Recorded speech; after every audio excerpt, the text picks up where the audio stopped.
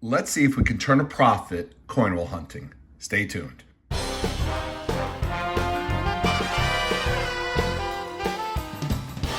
Hey collectors, thanks for watching. I'm the collector of coins, and that's right, as I said in the introduction, we're going to see if we can make a profit going through these two boxes of machine wrapped nickels that are circulated. Well, I hope they're circulated, and we're going to see if we can make a profit on them.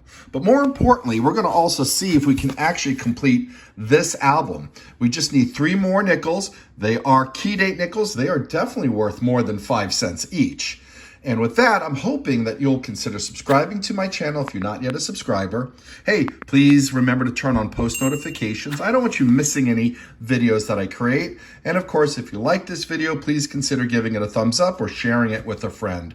All right, that being said, we're also going to be specifically looking for silver nickels. We're going to look for proof nickels. Again, anything worth more than 5 cents. And to make this interesting, we're also going to pull aside any nickel dated 1950 or earlier, because there are some varieties to look for, including the ones that are listed right here on my mat. And if you're interested in one of these coined mats, there's a link in the description below, and you can check them out. All right, that being said, let's get organized. I'm going to open up one of these boxes, and I'll bring you in if we find something 1950 or earlier, unless we find this semi-key date also worth more than 5 cents. Well, right off the bat, I think we have a disaster. These all look like uncirculated nickels from 2023. Wow. All right. I could open these up. There could be circulated nickels inside, but anytime I see something like this, where it's literally the entire box looking like it has brand new nickels, and on the both sides, they look brand new, I'm not sure it's worth hunting. So I'll open up the other box. This will go back to my bank, and then I'll get another box on top of that to make this a more interesting hunt, unless the other box that I have, that guy, if it's spectacular, well, we'll wrap up the video. Now that's what we were looking for. Circulated nickels to search. Yeah, there are a few with some newer ones on the ends, but as you can see, there are a lot of circulated ones to look for, or to look at, or to look through. Yeah, easy for me to say. Why don't I just shut up and I'll just open up this first roll. Well, we have our first find of this hunt. This comes out of roll 4. It's a 1947 Philadelphia minted nickel. It's just worth 5 cents, but it's a find based on the criteria we set for ourselves. We'll put it aside and we'll keep looking. Roll 6 gives us a 1939. This is a second-year Jefferson nickel. Now, it is not the one that we need. This is from Philadelphia. However, we can look for the double die obverse or quadruple die obverse. Sorry, wrong line. We can look for the double die obverse, the double die reverse, or the quadruple die reverse. We have found a DDR before. I'll put this underneath the microscope. Let's take a look together. Let's start with the double die reverse first. And no, the doubling would be very evident on Monticello. And since I've come across one in the past, I know immediately what to look for. And this is not double die. But we'll take a look at the obverse to see if we can see anything. This nickel does look like it's got some corrosion or some damage. It's an old nickel. I mean, given the toning and stuff, maybe this was in the dirt for a while and has been recovered. But either way, we have a find, not worth really more than a nickel, but still pretty cool, pretty old. All right, let's keep going. All right, we have another find. Pretty beaten up, 1942 out of Philadelphia. Not the silver variety. This is, they minted 2 different types in 1942, the traditional nickel copper composition, and then we switched mid-year to the silver manganese composition when World War II, when the U.S. got into World War II. Again, based on this condition, basically a nickel, but still a find. Okay, roll 11 gives us another find. This one is minted in 1940 out of Philadelphia. Again, just worth a nickel. All right, we found another 1939 nickel. This is coming out of roll 24. I did already look. It is still the Philadelphia minted one. Again, we'll take a look for the double die. I'll bring you in if we see one. If not, we're just going to keep going. And here we go. I think a few hunts ago, we were lucky enough to find a silver nickel from World War II on one of the, as an ender. And I think we also found last year a buffalo nickel ender. I don't think we're seeing anything here, but you know what? We definitely have circulated nickels to hunt. So I get started with roll number 1.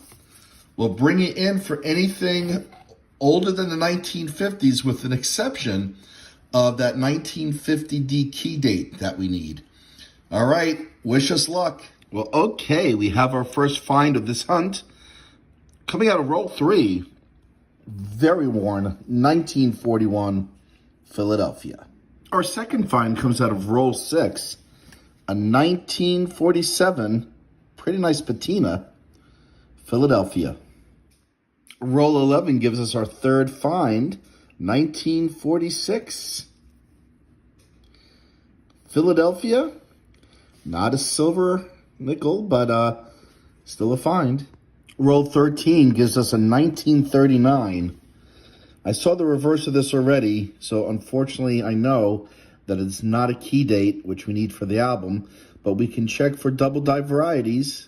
Let's check together. So the double die reverse, which we found before, has doubling prominent on Monticello, particularly on the O's, as well as on the VE on 5 and CE on Sense. And this is not the double die. Let's take a look to see if there's, we got some damage here in Liberty. That's unfortunate. We're looking for any signs of doubling on the obverse, because I think there's also a double die obverse variety. And I'm not really seeing any signs of it. Of course, there's quite a lot of damage on the devices. All right, well, either way, we got a find. Roll 20 gives us another find. 1948 Philadelphia. We have a foreign coin coming out of roll 20 from 1978, and I had to look this up. This is from Belgium. Hey, collectors, we're into roll 21. I think we got one, if not two, silver wartime nickels. This one looks like it is, and this one may not be. Let's take a look if we get it out here. That, we see a mint mark on the back. Yes, we have a silver wartime nickel. And 1944S. Roll 30 had another find. A 1940 Philadelphia. Roll 33 gives us a 1948, and this one was minted in Denver. Hey, we got two more finds, and they come out of roll 36. A 1940 Philadelphia, and look at the stunning 1947. Wow, that's an uncirculated or AU, minimally AU, 1947 Philadelphia. Wow, that one is gorgeous, and I have a collector who's looking for that. Let's get this flipped up for them, and we'll move on. Roll 39 has a pair of 1948s. This one is from Philadelphia. This one is from Denver. Roll 42 gives us a 1940 from Philadelphia. Got a number of finds in this hunt, doing pretty well. Hey, collectors, we're into roll 47. We've come across another 1939. Philadelphia, not the key date, but we can check for the double die reverse. Here we can get a really good look at the legend here with Monticello and 5 cents, but we'll zoom in to see if we can see any doubling. And here we are, really nice and close, and yeah, no doubling. Damage on the E, damage on that E, but no doubling. We just got into roll 48. Looks like we've come across another silver wartime nickel. Let's see. Oh, another San Francisco. 1942 from San Francisco. All right. Nice. We got another find. Roll 50. You know, I missed this from the side. But this is a silver wartime nickel. 1944 Philadelphia. All right. Let's finish up this roll. And here's the wrap up. We found 3 foreign coins We got one from Belgium and two from Canada. I'll see if I need these for my album. I don't think I do. And we got 2, 4, 6, 8, 10, 12, 14. Hey, if you want one of my coin mats, there's a link down below in the description where you can get one.